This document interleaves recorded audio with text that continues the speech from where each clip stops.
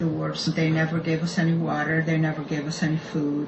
The children were screaming. Spielberg's USC, Survivors of the Shoah Visual History Foundation, contains over 50,000 video testimonies. Out of 50,000 testimonies, the Shoah Foundation handpicked a bunch of hate-filled liars and Zionists for their documentary. Surely, out of 50,000 video interviews, there must be some Jews telling some semblance of truth about life in the concentration camps.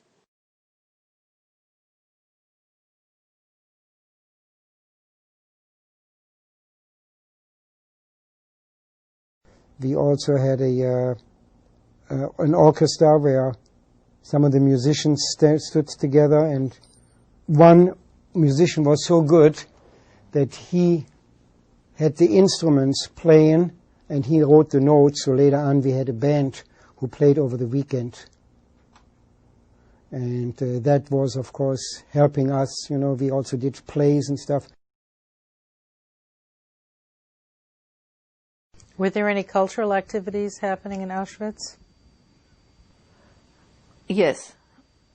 I told you we had a piano put into not just a piano, a grand piano was brought into Block 1. Once that was built, that new block, the downstairs room was assigned for theater. When he wanted to build a stage curtain in that new Block 1, which was the big dining room was going to be also with a stage, so performances could be done for women there, cultural.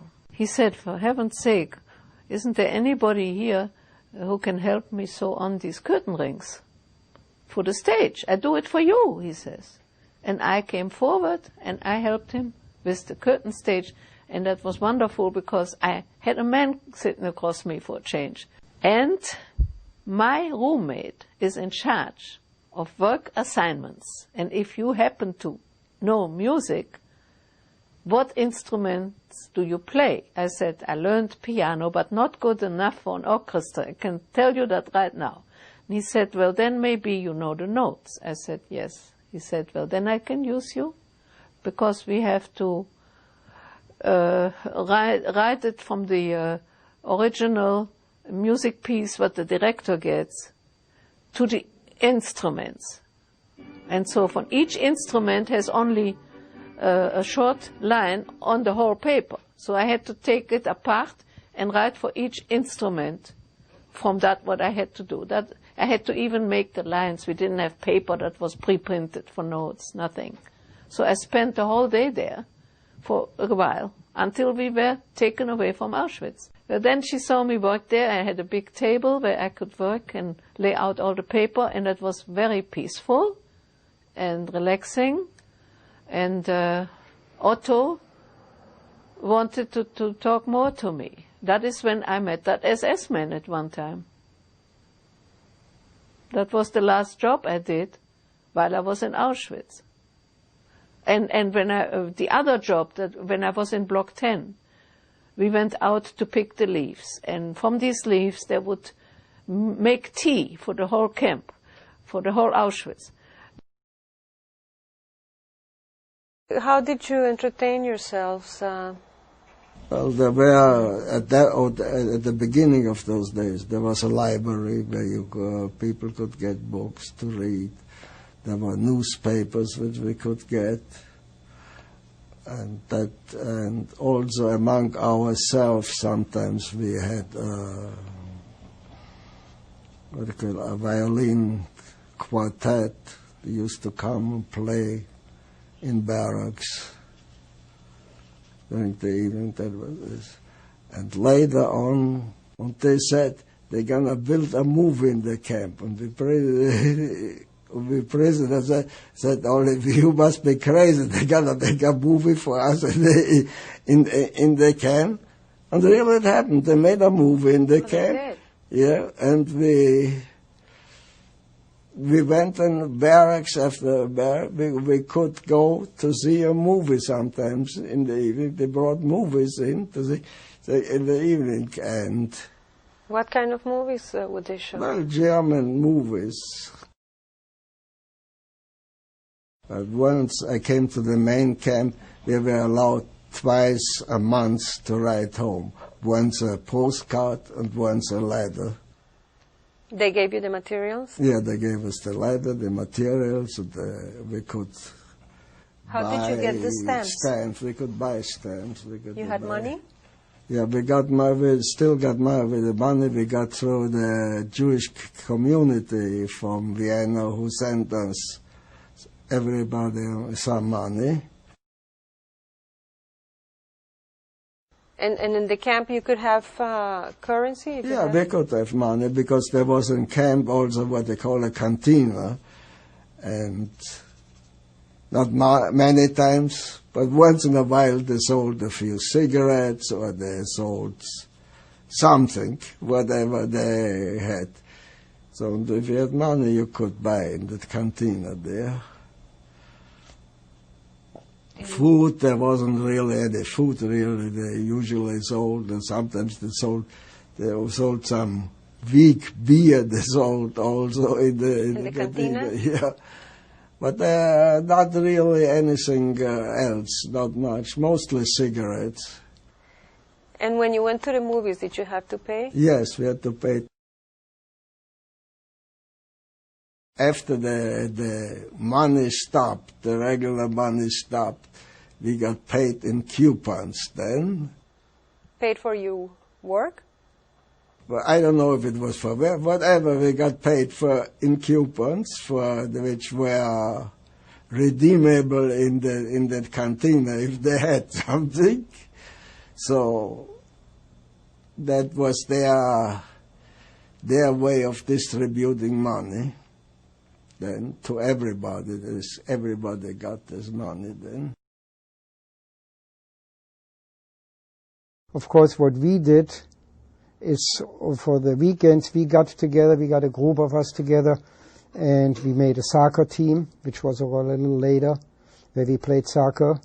Well, it's amazing that there would be a soccer team, that there'd be enough energy left to do something like that. Well, I don't think we were quite as energetic as we were with the other regular team, but we did something to, it kept our mind off of the problems we had. You mentioned to me the other day that Monowitz was like a college library. Well, that was... In what way? Especially the Germans start losing the war, 1943, 1944. So 1944, we had soccer games in Gross-Rosen. Soccer teams, we organized very well. Soccer teams, each nationality organized a soccer team. And we organized our equipment, everything, and play soccer on the assembly line, on the assembly place. So, in Gross-Rosen? In Gross-Rosen. So, that much freer was, but it was 1944. The Russians already pushed away, Americans already invaded from the other side, so they have to give more freedom. But there was much more freedom, and food didn't improve very much because, simple reason, they didn't have it very much themselves. So. Did the civilians try to help you at all? Did they trade goods for things? It's as I say, that we have almost everything what we wanted for the soccer teams, from the civilians, from outside civilians. But that was strictly on the cover. The SS didn't know that. They knew it, but they didn't do much about it because they knew the war was almost over. So they didn't. They even played soccer with us. That just to make the story funny, that the whole incident funny. That one time the Polish team played against German teams, and one of this top enlisted SS men decided he wants to play for the Polish team. So we say, okay, you can play for us. And then the commandant, SS commandant, he was like a captain. So he decided to want to play for the German team. So he went in the field. I think they were a little bit tipsy. How did you feel about that? And the funny part of it, we said, just let them play. They play almost by themselves. We just run around But that was one of this incident which stuck so funny on it. But that's happened. So, but it was 1944, so it almost things came to close. So is what you're saying then that the closer the end of the war came, pressure was let up rather than becoming more cruel or... In our camp, pressure, you did feel the pressure laid up. The big problem is that the Auschwitz soccer field was right next to the so-called genocidal gas chambers and would be in full view of the so-called final solution. Freddie Hirsch called me to the children's barracks. He was heading then, and he asked me if I could paint something on the wall for the children. And I said, well, if you can get the materials. He said, I'll get the materials. I said, okay.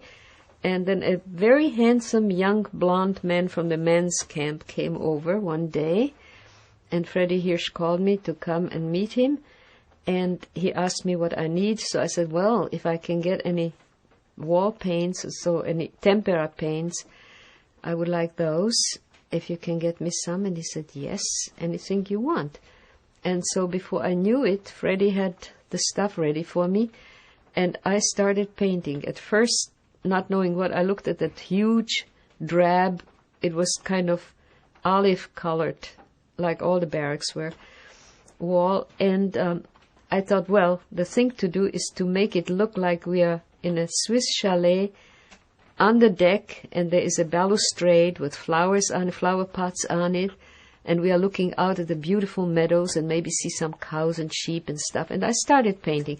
And then afterwards, far in the distance, I was putting some sheep and some cows. And then I noticed that all the kids were standing around me, behind me. So I turned around and I asked them if they would, do they have any special wish what to put in that meadow? And they said, Snow White and the Seven Dwarfs. And that was a very surprising answer. So I made a painting of Dopey standing on another dwarf's head with a cloak around him, so he looked like a tall guy, so he would be as tall as Snow White. And they were dancing together, and the shoes, those soft shoes and everything. And the kids loved it, and I made some other dwarfs around, one who was playing the accordion. I think that was Grumpy, the mean one, and the professor with the glasses. I made almost all the dwarfs standing around. Some of them were clapping, and that's what the kids liked. I now understand that there was another painter who continued something, painting on the walls after I've left. I don't know about that. When you were in the process of doing that, what did it do not only for you, but for the children? On an emotional level? Well, it did several things, not just emotional, but the children then wrote a play which was a satire of Snow White and the Seven Dwarfs. So I figured out a way of making a crown out of paper, and the kids were painting it gold and putting like jewels on it. And then I took some paper strips and I painted them with a black paint. And I don't know about the costumes, what they made costumes out of, but the play was very successful because the little girl who was playing Snow White had an incredible voice, a gorgeous soprano, just like the one that you hear in the movie. How are they allowed to put on a play in Auschwitz? I don't know, but it was done kind of quite hush-hush, all of it, except that when it was put on, suddenly some SS-men appeared, and they watched. And then when Arno Böhm put on that play, he wanted something like a vaudeville play, which I was in too. That was when I couldn't stand the breath of the guy who was playing with me.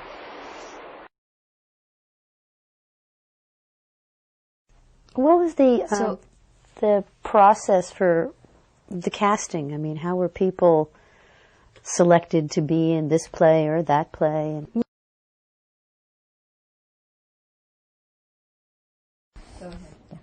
This is a picture that was taken at my father's cousin's grandchild's bat mitzvah 3 years ago. And these people in this picture are all survivors.